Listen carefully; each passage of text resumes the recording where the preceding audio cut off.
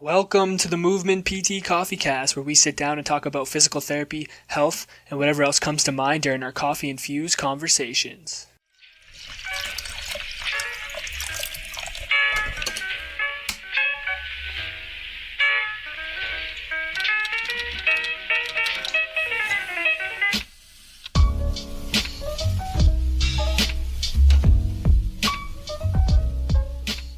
What's going on, guys? Welcome back to the Movement PT Coffee Cast. My name's Dalton, and with me today for the EspressoCast is my beautifully bearded friend, William. William, how are we doing? Good. I'm excited to do our first duo EspressoCast. I know. I'm hyped. Except it's, 8:47, and I don't know. I'm not consuming coffee at this hour. I've given up the late-night coffee drinking because my sleep has become more of a priority. So I'm drinking the good old agua for tonight, keeping hydrated. Can't go wrong with some of that high-quality H2O. Never, bro. Never. Oh, man. All right. First, before we get into this, what I want to do is I want to just give a huge shout-out to Jacob Harden, Monica, and Teddy Wilsey for putting on the Prehab 101 course. Me and Will just took that course in Toronto over the weekend. It was an unreal course. If you guys have the opportunity to take that course, I highly recommend it. They do a great job, very professional. The information that's given out in that session is very tangible and something that I think most practitioners that are working in the physiotherapy space should understand. Yeah, I used some of it this week. Yeah. Very tangible. Yeah, so guys, check out one. If you aren't following Dr. Jacob Harden on Instagram, follow him. If you aren't following Teddy at Strength Coach Therapy, give him a follow. And Monica as well. She's at Quad Doc. We'll link all that stuff in the show notes, but give those guys a follow. And the Prehab 101 Instagram page as well. All right, guys, you ready for today's EspressoCast?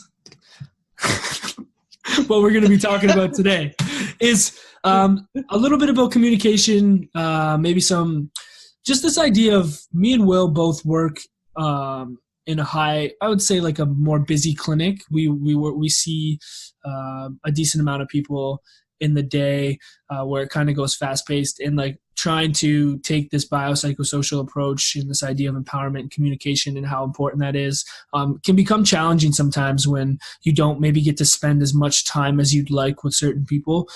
So what we kind of wanted to talk about today was some things that we try to do within a session with people that kind of fosters this communication, therapeutic alliance, education type approach.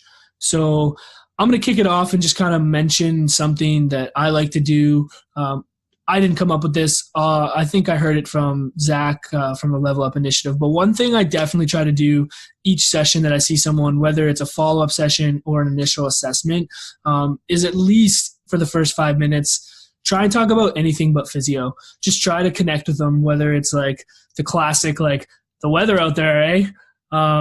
Classic Canadian thing, but just anything, ask them how their day's going, ask them one thing that they've learned. That's something I started asking someone is like, what's one thing that you learned today? Cause like, I'm always interested. Some people respond to it, some people don't, but always just try to have a little bit of a dialogue first, like before we start talking about like their pain or, their exercises or anything else. I think it just gives a good opportunity to connect with people, and it gives you talking points for that person throughout the session. Will, what do you think about that? Yeah, I think that's been huge for me. Not just because, it's good to connect with people, but also you can kind of see where the direction of the session's going to go. Yeah. Like something that we were talking about this weekend too, where if someone's coming right off the hop talking about their pain, brace yourself, because this is going to be that kind of session. So it gives you that just a little bit of info. Like if they're jumping into it really quick, that gives you an idea of what the session's going to be like. Yeah, no, that's a good point. I think I do that without thinking about it, but that's a good point to bring up. It definitely sets the idea of what you're going to have to deal with like during that session for sure. Mm-hmm. something else I do that kind of tags along with that is I'll try and write down like one thing that person brings up in that session about themselves, that I can re-bring up in the following session. So like, for example, someone that I was seeing before was like, they brought up the fact that they had dogs. So I asked them like, oh, like what kind of dogs do you have? What's your dog's name? And then I jotted it down, right? Just so I could like remember and then bring it up in the next session. And like, I don't know, man, I don't know if it goes, how far that goes, but I think some people really appreciate like that when you have conversation with them, that like you're remembering little facts, about their life. That kind of just helps, like, again, foster that alliance. And I think makes people more comfortable with you, that you're just like a human, just like trying to be friends with them, or just like trying to talk. You know what I mean? Yeah, that's such a great idea. I forget where we learned that from, but I've done that a couple times, and whenever you do it, you definitely see a boost in the connection, especially if it's a really personal point, like some detail that only you could possibly know from the discussion. Like right. If you remember like a name of their kid, do you know what I mean? Like something really specific, it just shows, even if they're not overtly expressing how that makes them feel, it definitely can kind of just underscore the whole relationship, that you obviously listen to what they're saying. For sure. Yeah, definitely. Do you have anything that sticks out in your mind that you try to get in like within a session that can kind of, build that alliance, or just help people show that you're paying attention? Yeah, for sure. I mean, off of the building an alliance, and I guess really the point of building an alliance, right, is so that they trust you, and that you can hopefully get them to a point where they feel more resilient, because I guess that's the whole goal, right? You're trying to empower someone to like be more resilient. So my kind of thought comes from the post we just sort of made, where we kind of said, let's stop focusing on the weaknesses of people and start focusing on the strengths. So I really try to at least point out something positive that they're either saying or about them in general. Like, oh, it looks like your ankle is a lot stronger than it was. Oh, look, this is great. You're having less pain with this. Or, oh, it looked like you were a lot less tentative with that movement. It seems like a little bit less worry, if they're expressing like, hey, I think this strengthening is going to help, point out that you think that's great. Or if they're like, oh, I've been thinking about going and biking, point out how awesome it is that they're choosing to do something active. Right. Like really focus on those positive things. That's something that's really helped me. Yeah, for sure. I think it's important to be like very like purposeful with that, because I think a lot of times people come in and it's constantly negative, right? Just in general. Like, I'm not even saying, like, for myself too, like you're always trying to pick out things that aren't going right, like, because or else you wouldn't be there, right? But then you tend to not focus on a lot of the things that you're doing well, or that you've improved on over the course of your care. Like, for example, like some people don't even realize that like they're able to now, let's just say, like squat down to the floor with a 10-pound kettlebell, when 2 weeks ago they could barely squat to the therapy table without their knee bugging them, but they don't really, realize over the course of time, and they still may have pain, but now they're able to squat down further, you know what I mean? And so they're focused on, but I still have pain, I'm still hurts, but it's like, hold on, like, take a look at what you have done, like trying to reframe that mindset to like focus on the positivity rather than constantly focusing on the negativity is huge. So I'm on board with that. Yeah, totally. And the more objective you can make it, the better, especially for those people, like, this is just anecdotal, but for people who are like perfectionists, who expect a lot of themselves, like if they're not at where they were like a year ago, it helps to, but they've made significant improvements. Sometimes they lose sight of that because they're perfectionists. They want to be where they were a year ago right now, that they tend to lose sight of how much improvement they've made. Right. So if you can have some objective kind of measures to be like, well, look, you're able to do this, this, and this that you weren't able to 2 months ago. Yeah, no, it's huge for sure.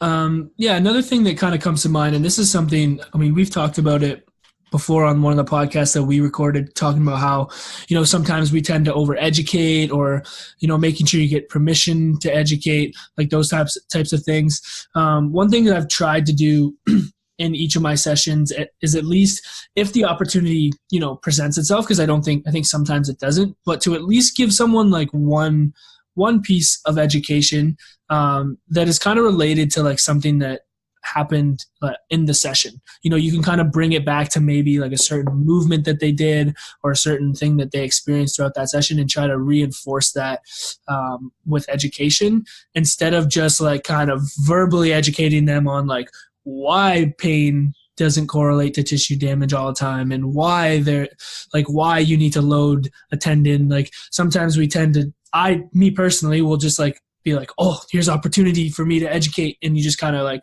throw it all at them. And I think what I've tried to do now is like, even if there's more than one thing to educate someone on in a single session, I'll try and just pick one thing that's very easily relatable to what happened in that session. And I think that's valuable in a clinic that is very busy, where you might not be able to spend 45 minutes or an hour with someone during a session. Yeah, that's one of the hardest things, I think. But I do think there's probably exceptions where some people are like, and I think it's going to be one of those things where you're going to have to read the situation, where some people really just want a lot of education, and if they're asking you a lot of questions, you just roll with it. Yeah. And it's really relevant, and maybe they need a lot of reassurance or something like that, and that's what they're looking for out of the session.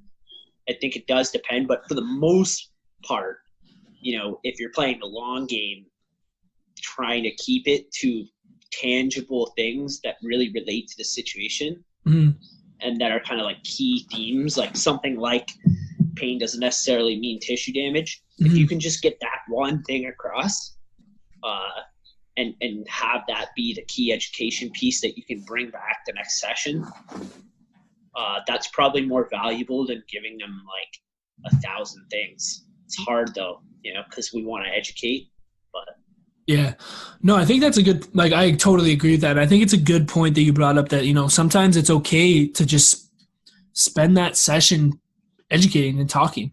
And like, that's something that I've really struggled with. Like, I still struggle with it. I struggled more with it at the start, was like, I felt like people didn't think that was enough, because they have this expectation of coming to physio and having to do something or have something done to them. But as I've started to realize as time goes on, again, you have to read the person, and you have to kind of, certain situations, it's good.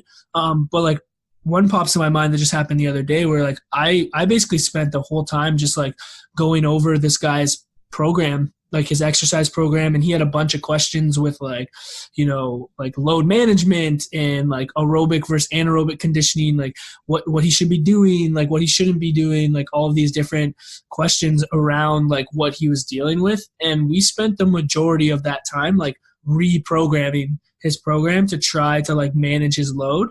And he was totally 100% on board with that. So I think it's a good point that you bring that up. I think we need to be okay with just doing that if that's what they need, right? So I think it's a good point, man. Yeah, we have to make sure that we value it. Some people won't value it, and that's kind of the reality. But the challenge is reading those people and trying to figure out who's who. You're telling me it depends, eh? I guess so. It's all there's no black or white answer, man. Come on.